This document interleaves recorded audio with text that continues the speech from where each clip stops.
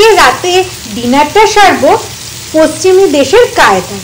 চলো তাহলে দেখা যাক কি বানানো যায়। প্রথমে আলু আর এই ছোট ছোট বাঁধাকপি মানে ব্রুসেলস স্প্রাউট আর অ্যাসপারাগাসকে ধুয়ে ছাড়িয়ে নিয়েছি। অন্যদিকে দু রকমের মাংস, একটা স্টেক আর চিকেন, তাকে ভালো করে ধুয়ে অলিভ অয়েল, নুন, গোলমরিচ আর কিছু হার্ব মাখিয়ে রেখে দিয়েছি। এবার প্যানে দিয়েছে অলিভ অয়েল, তাতে দিয়েছে একে একে কাটা ওই ভেজিসগুলো রোস্ট হতে, আর অন্যদিকে মাংসগুলো প্যানে দিয়েছে।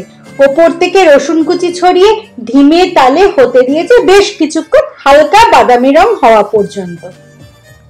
আর মাঝে মাঝে এপিট ওপিট করে উল্টে দিয়েছে। তারপর আবার কি সোজা প্লেটে। আমাদের এখানে বাইরে বেশ ঠান্ডা, সাথে আবার বৃষ্টি হচ্ছে। এই ওয়েদারে এই গরম গরম খাবার খেতে কিন্তু বেশ ভালো লাগছে। চলো তাহলে আমরাও খাওয়া দাওয়া শুরু করি।